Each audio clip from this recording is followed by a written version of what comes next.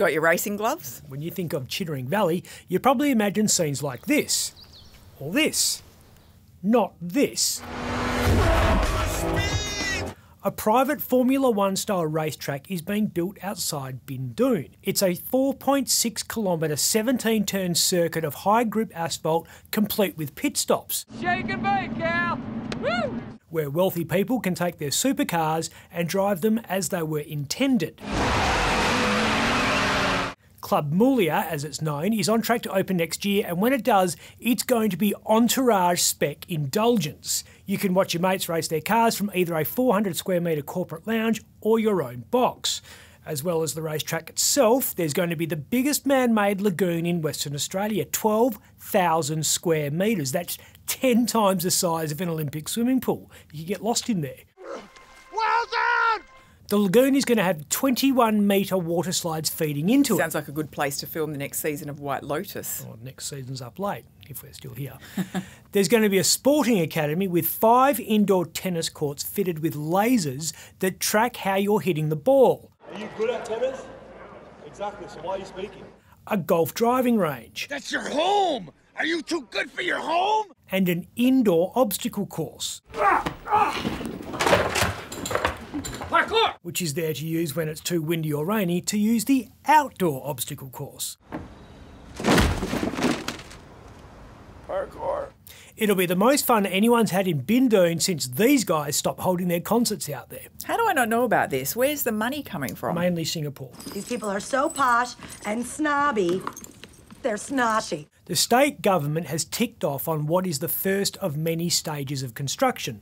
Stage 1 is $10 million. If they drop less than 100 mil by the time it's finished, I will be amazed. The car park is going to be 3,600 square metres. Park the car, butt breath.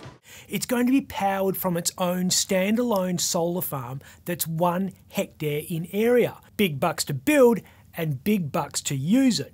3 levels of membership, but the cheap ones are already full, leaving only the conglomerate level package, which requires a sign-on of 150 large and 10 grand a year thereafter.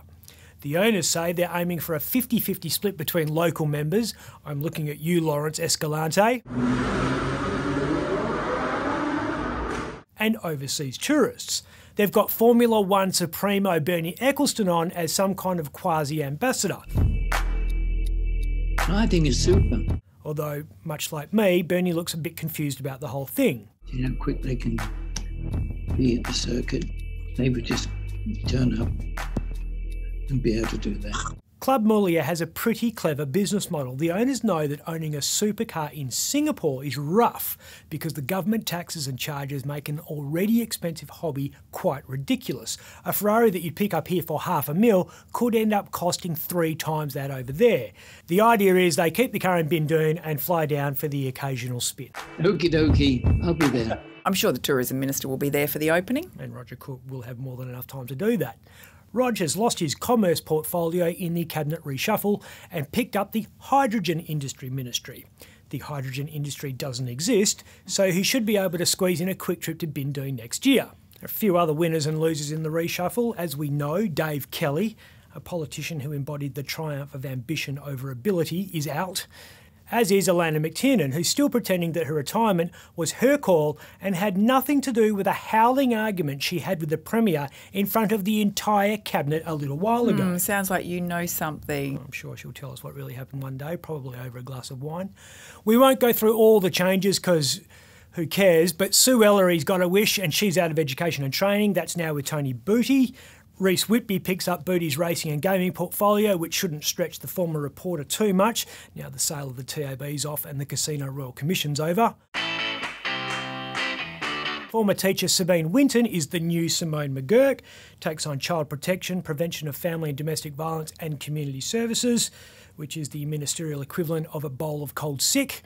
She's also got the new portfolio of early childhood education.